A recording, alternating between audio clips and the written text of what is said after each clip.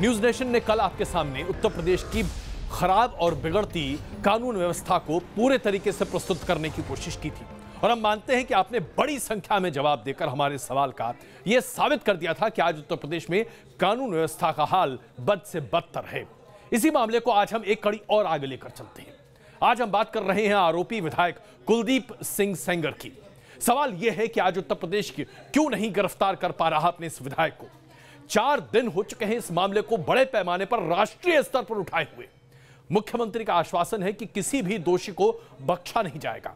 विधायक जी के भाई को गिरफ्तार कर लिया पुलिस ने, लेकिन विधायक जी के फोन की बातचीत, विधायक जी के खिलाफ तमाम हलफनामा और तमाम बातें सामने आ चुकी हैं। इसके बाद भी सेंगर की गिरफ्तारी तो दूर, पुलिस उसके आसपास भी फटकने को तैयार नहीं है। इस पूरे मामले पर एसआईटी को गठित भी कर दिया गया है, लेकिन पीड़ित परिवार सीबीआई जांच की मांग कर रहा है। सवाल यह है कि आज आखिरकार उत्तर प्रदेश सरकार की क्या मजबूरी है कि एक विधायक के सामने पूरे के पूरे सरकार ने घुटने टेक दिए हैं। और यह सवाल हम सब लोगों के लिए बहुत महत्वपूर्ण है, क्योंकि बहुत उम्मीदें आम आदमी को भारतीय जनता पार्टी के उत्तर प्रदेश की सरकार के साथ थी। हर कोई जानता था और कहता था कि उत्तर प्रदेश में समाजवादी पार्टी के समय गुंडा राज चल रहा था। यही बातें भारतीय जनता पार्टी कहती थी और इसी मुद्दे पर चुनाव लड़ा गया। लेकिन आज क्या है? आज किसी गुंडा राज से कम है क्या? आज ये सरकारी तंत्र है जो अपने विधायकों को बचाने के लिए गुंडा राज से भी ज्यादा जघन्य अपराध कर रहा है और सरकारी तंत्र कुछ कहने को तैयार नहीं है। मुख्यमंत्री योगी आदित्यनाथ कहां हैं? सरकार कोई न्याय नहीं दे रही। इसके पीछे पॉलिटिकल इशू है। हमारे पति को मोहरा बना दिया गया है। हम योगी जी से मिलना चाहते हैं और किसी से नहीं। पहले से न साबित कर दीजिए कि और बलात्कारी है। हम मर जाएंगे। 70 घंटे से भी ज्यादा का वक्त गुजर गया, लेकिन यूपी की बेटी को इंसाफ अब तक नहीं मिला। न्याय की गुहार लगाते लगाते 3 दिन निकल गए, लेकिन यूपी सरकार और पुलिस की कानों में जूं तक नहीं रहेगी। जांच के नाम पर एसआईटी का गठन हुआ, कार्रवाई का भरोसा दिन रात दिया जा रहा है, लेकिन इस मामले में हजारों अनसुलझे सवाल हैं, जिसका जवाब देने से यूपी सरकार लगातार बचती हुई नजर आ रही है। कानून और फैक्ट्स और सत्यता, इसके आधार पर कार्रवाई होगी। बात सबकी सुनी जाएगी, लेकिन कार्रवाई वही जो कानून सम्मत होगी, जो तथ्य जिससे भी आवश्यकता पड़ेगी सबसे पूछताछ भी होगी और कार्रवाई भी होगी। वहीं एसआईटी जांच शुरू होने से पहले ही आरोपी विधायक कुलदीप सिंह की पत्नी उनके बचाव में उतर आई। विधायक जी की पत्नी ने पहले डीजीपी से मुलाकात की और फिर मीडिया के सामने आकर फूट फूट कर रोने लगी। उन्होंने अपने पति को निर्दोष बताते हुए उन्हें फंसाने की साजिश का आरोप लगाया। कोई अगर मुंह पे कपड़ा बांध करके और वो बलात्कारी कह दे कि इसने हमारे साथ बलात्कार किया, तो उससे ये सिद्ध नहीं होता। 15 साल से वो राजनीति कर रहे, हम लोग खाली सम्मान और दूसरे की सेवा में ही अपनी जिंदगी 52 साल के हो गए हैं, इसी में बिता दिए। एक तरफ आरोपी विधायक कुलदीप सिंह की पत्नी उन्हें बचाने के लिए मोर्चा संभाल चुकी है, तो दूसरी तरफ पीड़ित परिवार को एसआईटी जांच पर भी भरोसा नहीं। अच्छा, एसआईटी जो बनी है, जो पूछताछ करने के लिए आज टीम आ रही है, भरोसा है? नहीं, मुझे नहीं भरोसा। जब तक उन लोगों को गिरफ्तार नहीं किया जाएगा मुझे तो कोई भरोसा नहीं लग रहा, कोई उम्मीद नहीं लग रही है। हालांकि पूरे मामले पर इलाहाबाद हाईकोर्ट ने भी संज्ञान ले लिया है और यूपी सरकार से इस केस में अपना पक्ष रखने को कहा है। वहीं सीबीआई जांच की मांग को लेकर सुप्रीम कोर्ट में याचिका भी दायर कर दी गई है, जिस पर जल्द ही सुनवाई हो सकती है। प्रदेश सरकार इस संबंध में अपनी पक्ष रखे और महाधिवक्ता या अपर महाधिवक्ता किसी एक को कोर्ट ने कहा है कि पूरी जानकारी के साथ कल कोर्ट में उपस्थित हो और इस विषय में क्या कदम उठाए गए हैं उसकी जानकारी दी जाए। जाहिर है ये मामला काफी बड़ा हो चुका है और यूपी सरकार की किरकिरी भी काफी हो चुकी है। अब जरूरी है कि पूरे केस की निष्पक्ष जांच हो, ताकि दूध का दूध और पानी का पानी हो जाए। Team news nation. अब आइए आपको दिखाते हैं कि इस मामले के कितने और पहलू सामने आ रहे हैं। जिस व्यक्ति को जेल में बंद किया गया, जिसे 17 जगह अंदरूनी चोट दी गई, जिसके अंतड़ियां फट गई थीं, जो गैंग रेप की पीड़ित महिला का पिता है, उस व्यक्ति ने मरने से पहले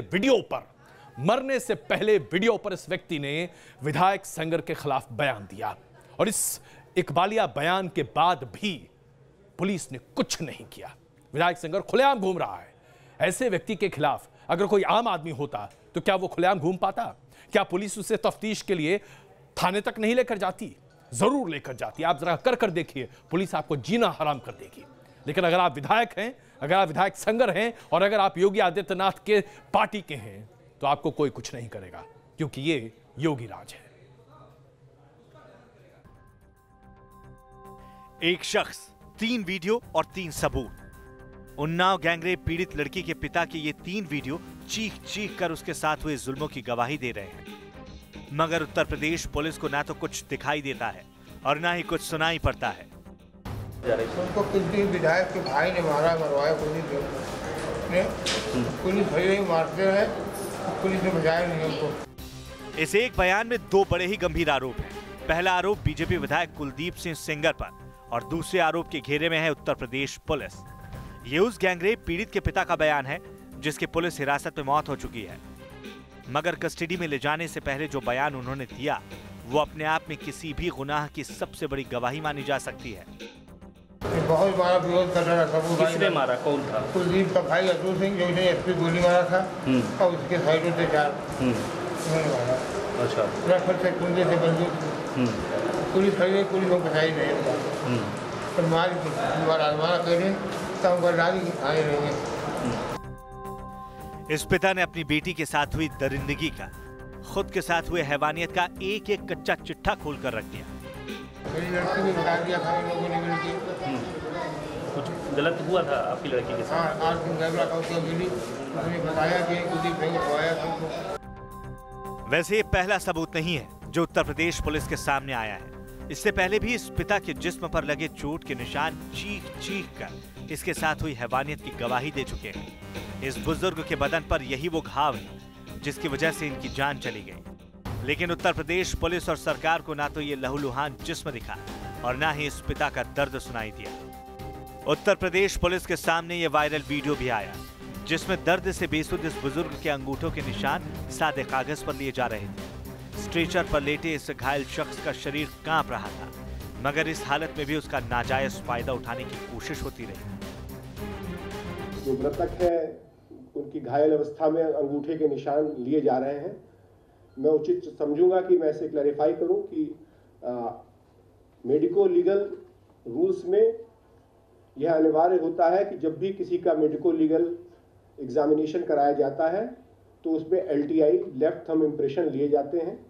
वहाँ के रजिस्टर पे जहाँ मेडिको लीगल है वहाँ पर भी कराया जाता है और ये उसी का एक पार्ट है जो कतिपय सोशल मीडिया में प्रकाशित में चला है। इन 3 वीडियो में उन तमाम सवालों के जवाब हैं जो उत्तर प्रदेश पुलिस और सरकार इस केस में जानना चाहती है, मगर फिर भी सबसे बड़ा सवाल अभी तक धरा का धरा है और सवाल ये कि आरोपी विधायक कुलदीप सिंह की गिरफ्तारी अब तक क्यों नहीं हुई है। Team news nation. हमने अभी तक आपको दिखाया कि किस तरह के वायरल वीडियो सामने हैं, लेकिन पुलिस कोई कार्रवाई विधायक कुलदीप के खिलाफ नहीं कर रही। हां, कार्रवाई की जा रही है और यह कार्रवाई उसके खिलाफ की जा रही है जो आरोप लगा रहा है। पीड़िता के परिवार और पीड़िता के साथ कार्रवाई की जा रही है। सबसे पहले यह कोशिश की गई कि उन्हें सिक्योरिटी देने के नाम पर, सुरक्षा देने के नाम पर पूरे परिवार की सांस बंद कर दी जाए। उन्हें नजरबंद कर दिया गया है, मीडिया के कैमरे से उन्हें दूर रखने की कोशिश की जा रही है और अब लखनऊ से बाहर निकालकर उनके पैतृक स्थान भेजने की कोशिश की जा रही है ताकि पत्रकार उनसे बातचीत न कर सकें, वो अपनी आवाज न उठा सकें। यह होती है सरकारी तंत्र की ताकत। अगर सरकार चाहे तो आपका जीना मुहाल कर सकती है और उत्तर प्रदेश में सरकार आम जनता के साथ यही कर रही है। अगर योगी सरकार जो है मेरा साथ नहीं दे रही है तो हम लोग आत्महत्या करेंगे, हम इन लोगों के हाथ नहीं मरेंगे। ये उस पीड़ित का बयान है जिसके गैंगरेप का आरोप बीजेपी विधायक कुलदीप सिंह सेंगर पर लगा है। यूपी पुलिस ने आरोपी विधायक को तो गिरफ्तार नहीं किया, मगर गैंगरेप पीड़िता और उसके परिवार को एक होटल में नजरबंद जरूर कर दिया, जहां ना तो उन्हें कुछ खाने को दिया गया और ना ही पीने को पानी। कल से जब से आप लोग होटल में थे, क्या कहीं पे आपको आने जाने दिया गया कल से? नहीं, कहीं भी नहीं, इसी के अंदर कैद करे रखे। क्या नजरबंद करके रखा था? हाँ, सब कमरे में लड़कियां लगी थी, लेडीज पुलिस लगी थी, हम लोगों को बाहर भी नहीं निकलने दिया, खाने पीने के लिए भी कुछ नहीं मिला।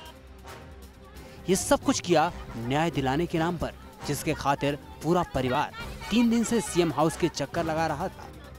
ये न्याय है सर? ये तो अन्याय हो रहा है हम लोगों के साथ। जबरदस्ती डीएम के बंगले पे आए, फिर उसके बाद उन्होंने बोला योगी जी से मिलाएंगे। अभी तक तो कुछ नहीं हो रहा सर।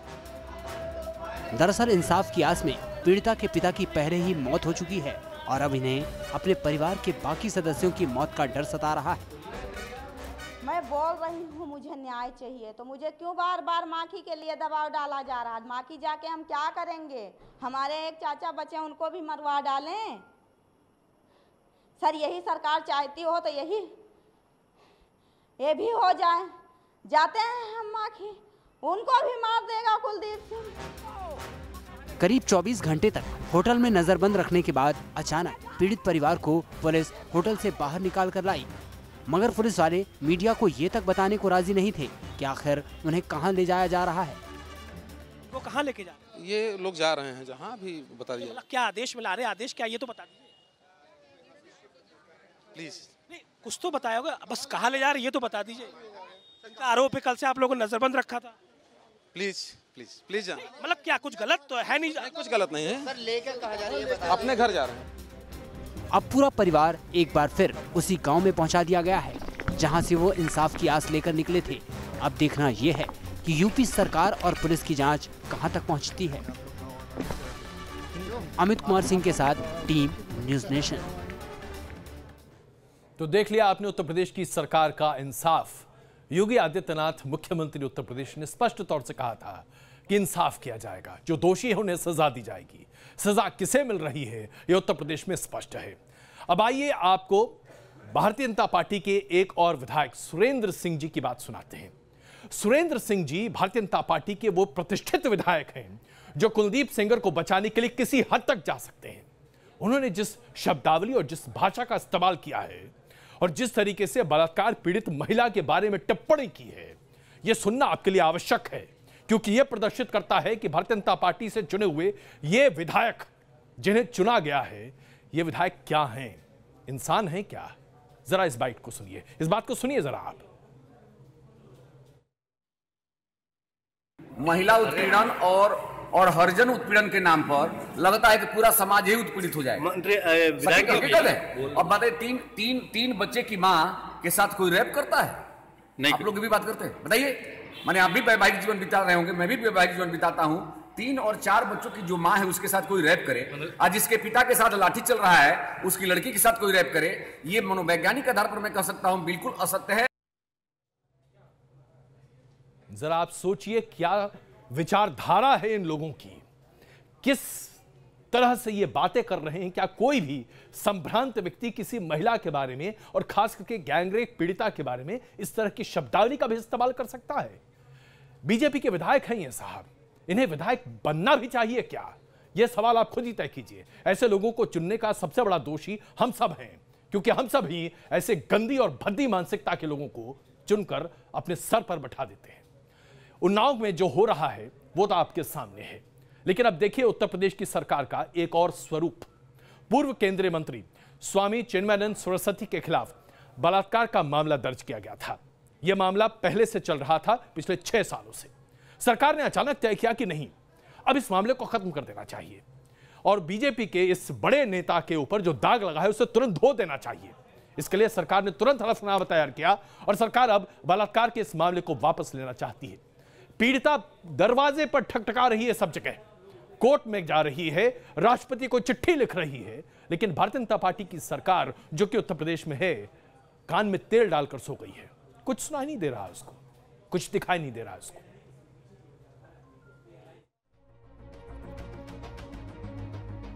उन्नाव केस में यूपी सरकार सवालों के घेरे में है।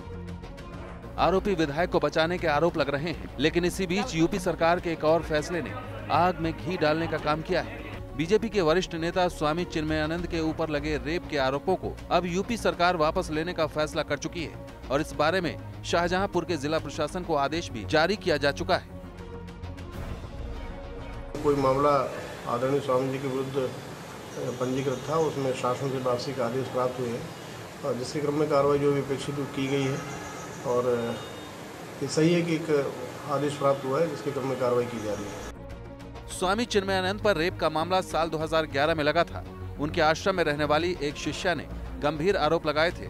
उन पर रेप, गर्भपात कराने, जान से मारने का आरोप लगा था, जिसके बाद स्वामी चिन्मयानंद ने अपनी गिरफ्तारी पर कोर्ट से स्टे ले रखा था। अब यूपी सरकार ने बाकायदा जिला प्रशासन को चिट्ठी लिखकर केस वापस लेने की प्रक्रिया शुरू कर दी है। न्यायालय के निर्णय की प्रतीक्षा करनी चाहिए थी। मैंने कोर्ट में इस आशय का प्रार्थना पत्र दे दिया है कि आरोपी को जल्द से जल्द गिरफ्तार करके जेल भेजा जाए, वारंट जारी किया जाए। दूसरी तरफ विपक्ष ने योगी सरकार के खिलाफ मोर्चा खोल रखा है। कानून व्यवस्था पर सवालों के तीर दागे जा रहे हैं। क्या हत्या का, इरादाए हत्या का, गुंडागर्दी का, बलात्कार का आरोप वापस लिया जा सकता है?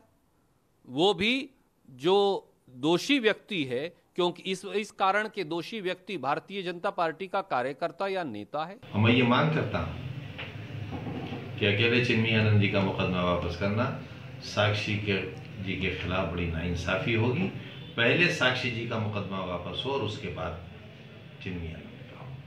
और देश के जितने बलात्कारी हैं उन सबके मुकदमे वापस होना चाहिए। दूसरी तरफ सरकार अपने फैसले को सही बताने के पीछे दलील पर दलील दिए जा रही है।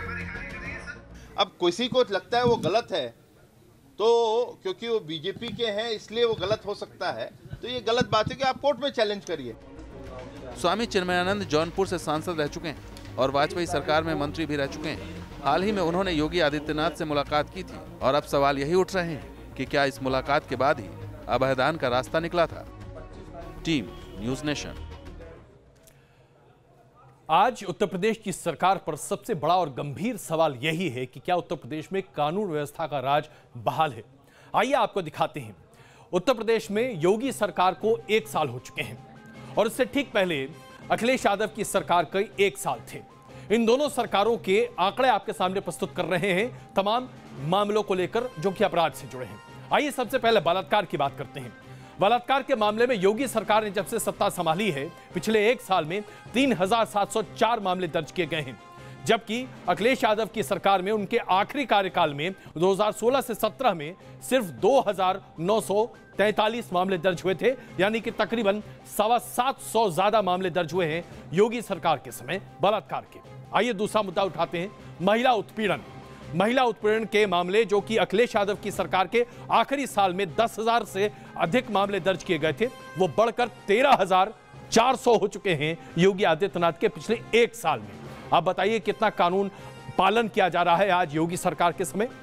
एक और मुद्दा जो आपके सामने इस पूरे क्राइम यानी कि अपराध के मामले को लेकर, छेड़खानी के मामले, 495 छेड़खानी के मुकदमे 2016 से 17 के बीच में अखिलेश यादव की सरकार के समय दर्ज किए गए थे, जबकि इसके ठीक दुगना 987 मामले दर्ज किए गए हैं पिछले 1 साल में योगी आदित्यनाथ की सरकार में उत्तर प्रदेश में।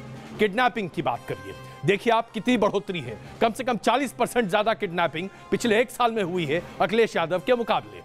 आप जरा खुद ही अंदाजा लगाइए। दहेज को लेकर, मृत्यु यानी कि मार देने की बात को लेकर, इसमें भी 200 से ज्यादा मामले दर्ज किए गए हैं योगी आदित्यनाथ की सरकार के समय, और यह पहले कम था। अब यह बताता है कि आज उत्तर प्रदेश में किसका राज चल रहा है। ये आंकड़े हमारे नहीं हैं, ये आंकड़े सरकार के हैं, उत्तर प्रदेश सरकार के। योगी आदित्यनाथ की सरकार इन आंकड़ों पर सफाई दे दे और बता दे कि अब तक एनकाउंटर के नाम पर कम से कम 800 से ज्यादा एनकाउंटर का दावा योगी आदित्यनाथ की सरकार करती है। अगर अपराधियों का एनकाउंटर किया जा रहा है तो यह अपराध कौन कर रहा है? यह बढ़ते आंकड़े किसको साबित कर रहे हैं कटघरे में खड़ा करने के लिए? इसलिए आज एक बार फिर हम आपसे सवाल पूछते हैं। सवाल यह है कि क्या उन्नाव केस में आरोपी विधायक कुलदीप सेंगर को सरकार बचा रही है? क्या उन्नाव केस में आरोपी विधायक कुलदीप सेंगर को सरकार बचा रही है? अगर आपको लगता है हां, लिखे इन स्पेस यस। अगर आपको लगता है ना, लिखे इन स्पेस नो। अपना SMS हमें भेजिए 56070 पर, 56070 पर। आप अपनी राय ट्विटर के जरिए भी हमसे साझा कर सकते हैं, #NN_questionR। अपनी राय लिखिए, हमें भेजिए, आपकी राय जरूर प्रदर्शित करेंगे। दिल्ली की सियासत की बात करते हैं। ऐसा लगता है जैसे कि आम आदमी पार्टी में सियासत की उठापटक एक कुर्सी की तरह हो गई है, जो कभी उठती है, कभी बैठती है, कभी गिरती पड़ती है। आम आदमी पार्टी में एक जमाने में बड़े प्रखर नेता हुआ करते थे कुमार विश्वास। आज कुमार विश्वास से ही आम आदमी पार्टी का विश्वास उठ चुका है। उनके पास एक जिम्मेदारी थी राजस्थान की, राजस्थान की जिम्मेदारी भी अब कुमार विश्वास से छीन ली गई है। शायद इसलिए क्योंकि अब अरविंद केजरीवाल को अपने ही सहयोगी कुमार विश्वास पर कोई भरोसा नहीं है। जिसका डर था हुआ भी वही। आम आदमी पार्टी के संस्थापक सदस्यों में से एक कुमार विश्वास को आम आदमी पार्टी ने अलग थलग कर दिया है। पिछले कुछ दिनों से आम आदमी पार्टी के वरिष्ठ नेताओं और विश्वास को लेकर खटपट की खबरें थी। खासतौर पर राज्यसभा टिकट कटने के बाद कुमार विश्वास ने अपनी ही पार्टी के खिलाफ खुली जंग छेड़ दी थी। उनके निशाने पर अरविंद केजरीवाल थे और अब उन्हें इस बात का खामियाजा भी भुगतना पड़ा है। पार्टी ने कुमार विश्वास से राजस्थान के प्रभारी का पद छीन लिया है।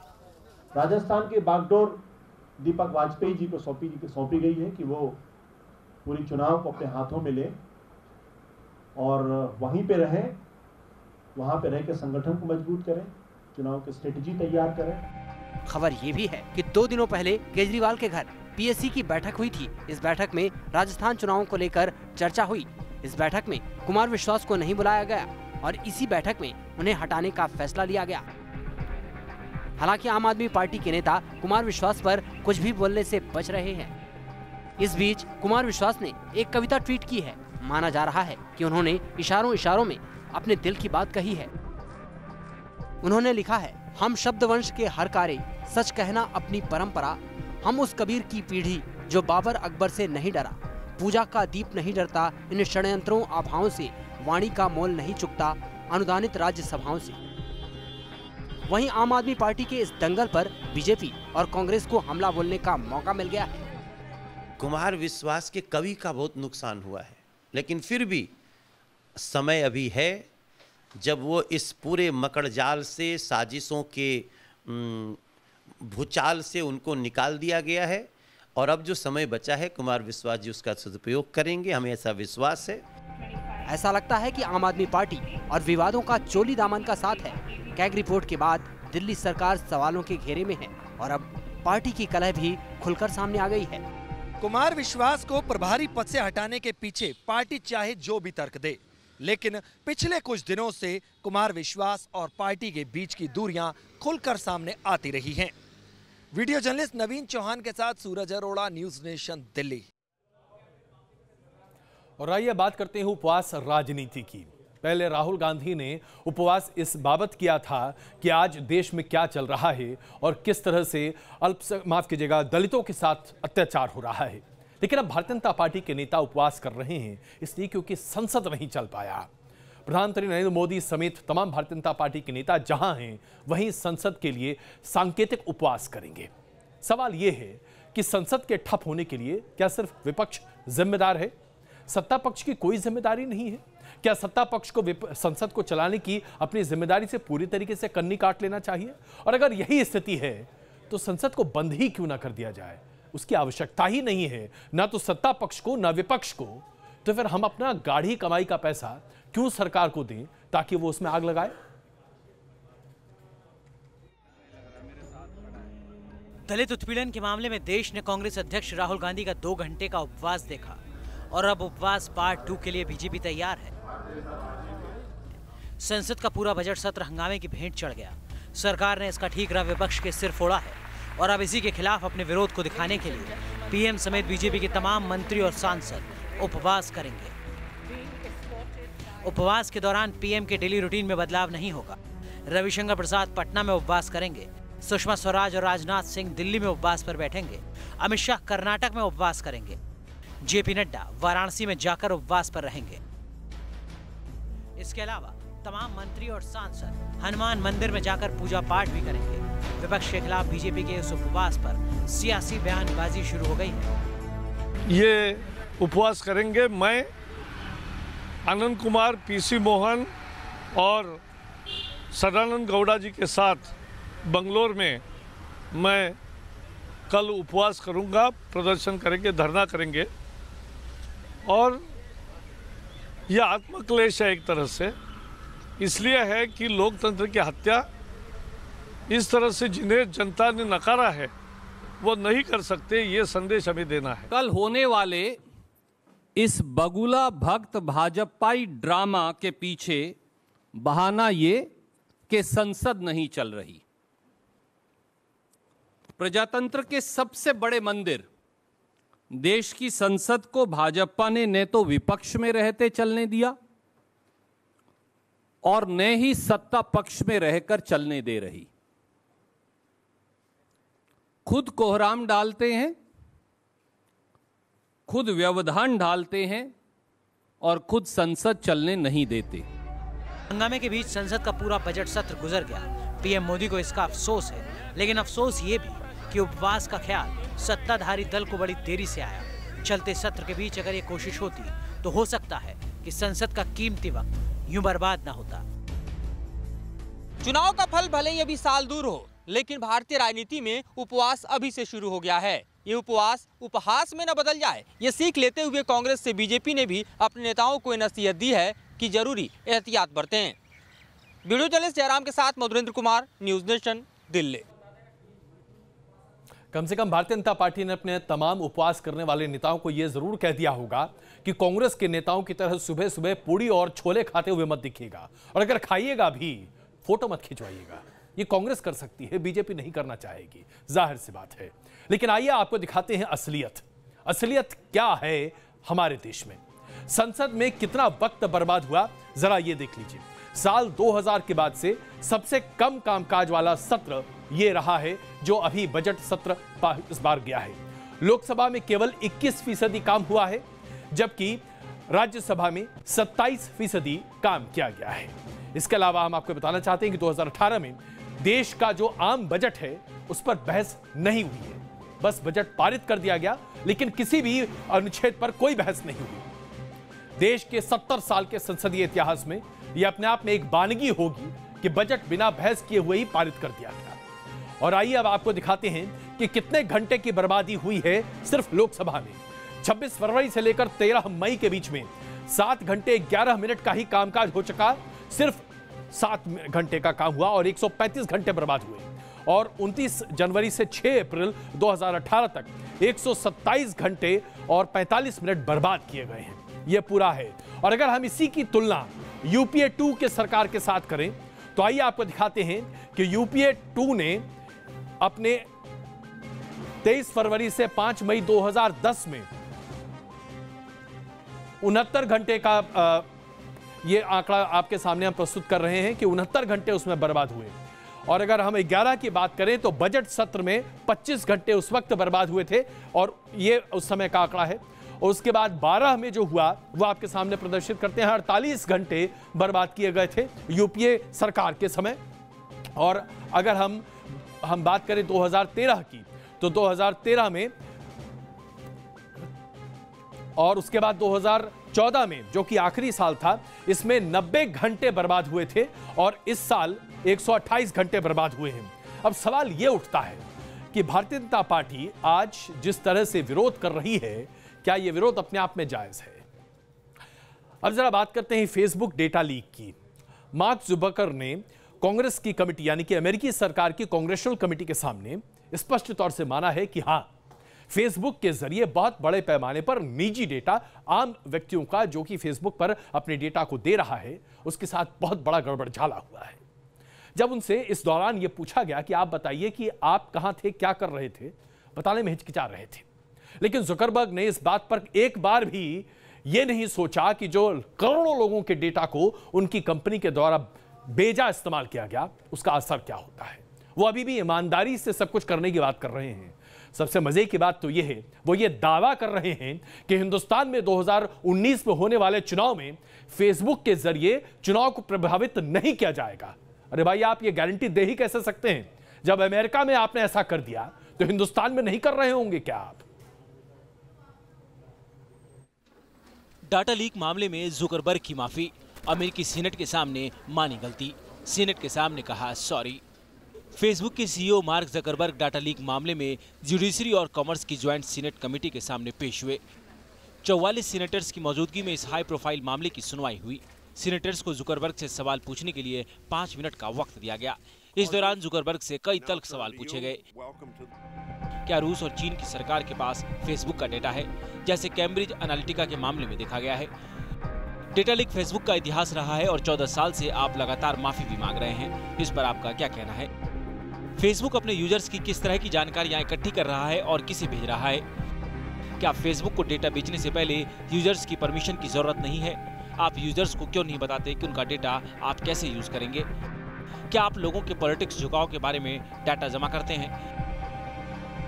इन सवालों का जवाब देना जुकरबर्ग के लिए आसान नहीं रहा। वो बार-बार ये भरोसा दिलाते रहे कि अब ऐसा नहीं होगा। That we have 2 billion people in our community.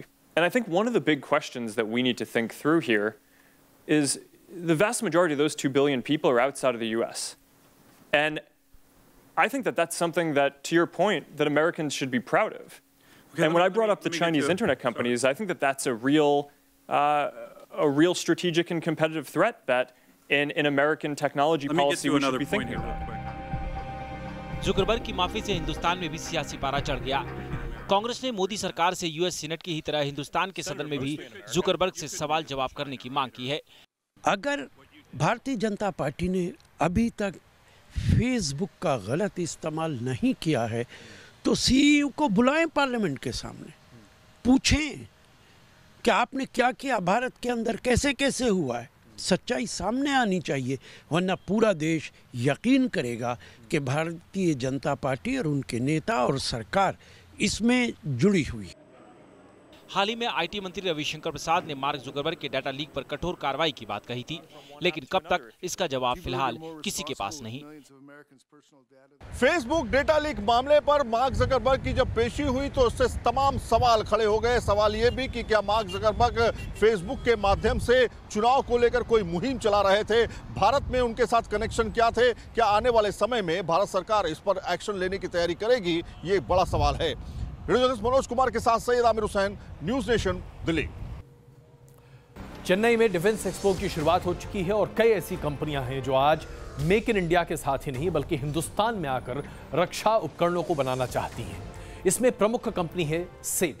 सैब एक ऐसी कंपनी है जो कि हवाई जहाज से लेकर मिसाइल तक बनाती है।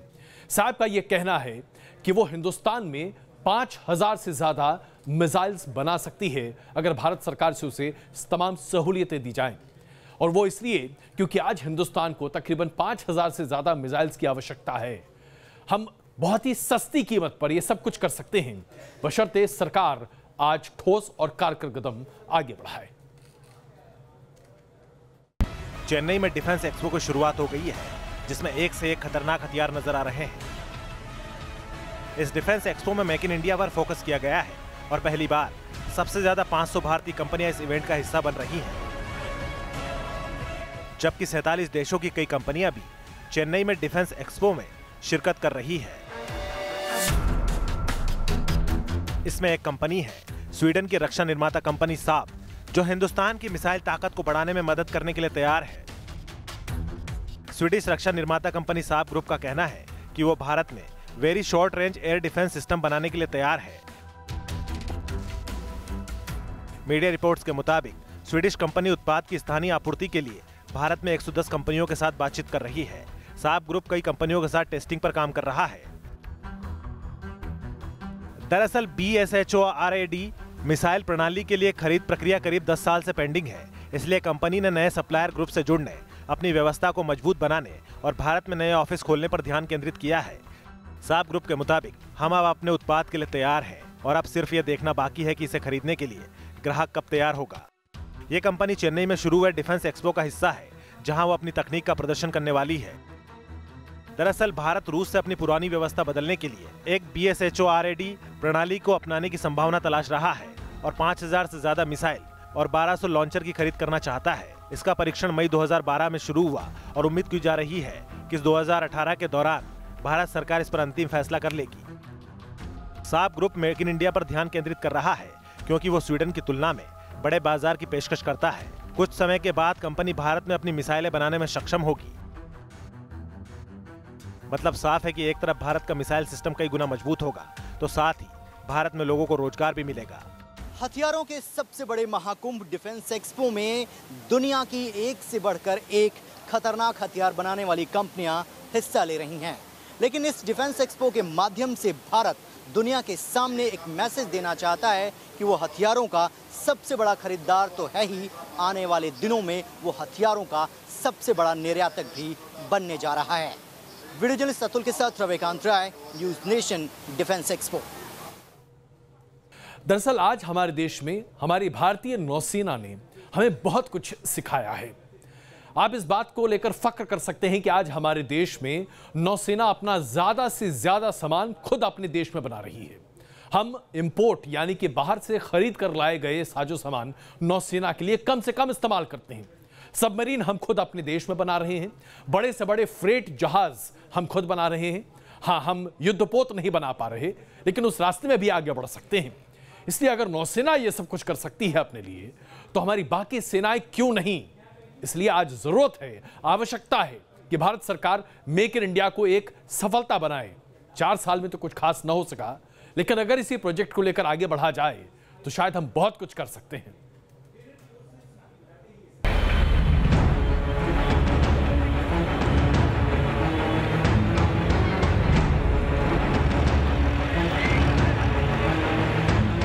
इंडियन नेवी जिसकी ताकत से दुश्मन खौफ खाता है, भारतीय नौसेना जो समंदर की शहंशाह कहलाती है, पानी के भीतर इंडियन नेवी का दम दुनिया देख चुकी है। समंदर में हिंदुस्तान की नौसेना काफी ताकतवर है। समंदर के भीतर इंडियन नेवी से टकराने की हिम्मत दुश्मन नहीं कर सकता है। भारतीय नौसेना के पास जंगी जहाजों का बेड़ा है, खतरनाक मिसाइल और पानी के भीतर दुश्मन को तबाह करने वाली पनडुब्बियां हैं। भारतीय नौसेना के मजबूत होने के पीछे असल वजह है खुद अपनी ताकत में इजाफा करना। पिछले कुछ सालों में जिस तरह से नेवी ने अपने हथियारों को धार दी है, उसने नेवी के बेड़े को तेजी से मजबूत किया है। फ्रांस की मदद से भारत 6 स्कॉर्पियन सबमरीन बना रहा है। इसमें से 3 सबमरीन भारतीय नौसेना में शामिल की जा चुकी है। INS कलवरी, INS खंडेर, INS करंज फ्रांस की स्कॉर्पियन क्लास की पनडुब्बी है, जिसे इंडियन नेवी को सौंपा गया है। साल 2014 में देश में बने युद्धपोत INS कोलकाता को नौसेना में शामिल किया गया था। इस युद्धपोत को मझगांव डॉकयार्ड लिमिटेड ने बनाया है। INS कोलकाता भारतीय नौसेना के कोलकाता सीरीज के युद्धपोतों का हिस्सा है, जिसमें INS कोच्चि और INS चेन्नई शामिल है।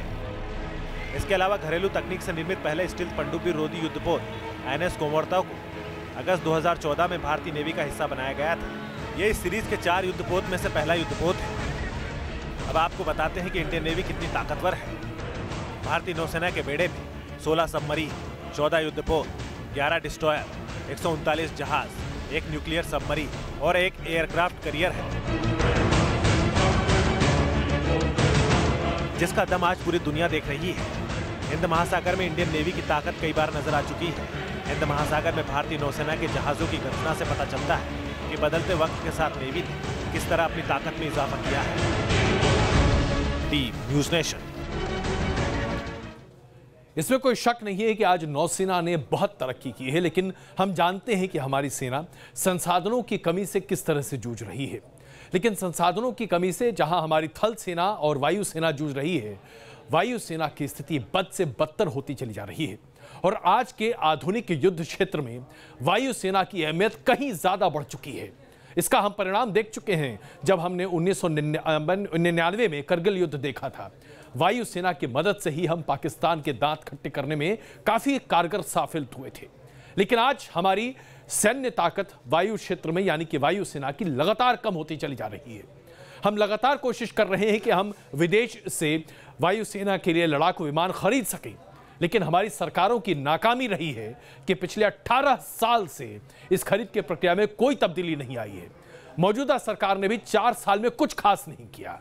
एक बार फिर टेंडर जारी किया गया है, लेकिन ऐसा लगता है कि वायुसेना को अभी बहुत लंबा इंतजार करना पड़ेगा।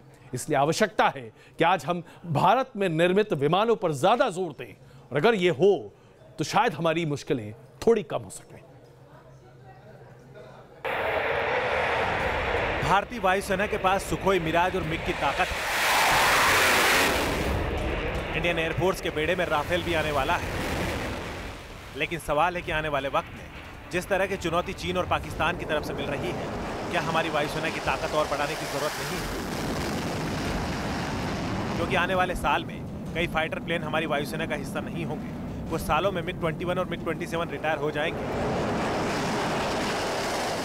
आपको बताते हैं कि साल दर साल किस तरह से वायुसेना की ताकत बढ़ाने की जरूरत महसूस हो रही है। मीडिया रिपोर्ट्स के मुताबिक साल 2005 में हमारे पास जगुआर की 6.5 स्क्वाड्रन थी। 2018 में 6 बची है। अगर हमने स्वदेशी तकनीक पर जोर नहीं दिया तो ऐसा अनुमान है कि 2032 में एक भी स्क्वाड्रन नहीं बचने वाली है। मिराज के बारे में भी कहा जा रहा है कि 2032 तक ये भी रिटायर हो जाएगा। साल 2005 में सुखोई की 6 स्क्वाड्रन थी जो लगातार बढ़ाई गई है, जबकि मिग-29, मिग-21, मिग-27 भी आने वाले वक्त में रिटायर हो जाएंगे। हालांकि तेजस की स्क्वाड्रन में इजाफा हुआ है और जल्द ही राफेल के भी शामिल होने की उम्मीद है। माना जा रहा है कि 2019 से 2022 के बीच 36 राफेल की डिलीवरी हो सकती है। इसके अलावा 123 स्वदेशी तेजस विमानों को भी शामिल करने की योजना है। इसमें से 40 विमानों की पहली खेप 2022 तक मिलेगी। हालांकि देरी को लेकर भी सवाल उठते रहे हैं। हम आपको बता दें कि क्यों नए स्क्वाड्रन को शामिल करने की जरूरत महसूस हो रही है। 1947 में 6 स्क्वाड्रन, 1955 में 15 स्क्वाड्रन, 1962 में 22, 1965 में 30, 1971 में 40, 1988 में 42, 2001 में 39.5 स्क्वाड्रन, 2018 में 32 स्क्वाड्रन रही है। जबकि अनुमान है कि जिस तरह से स्क्वाड्रन रिटायर हो रही है उससे 2022 में 30 स्क्वाड्रन बच सकती है।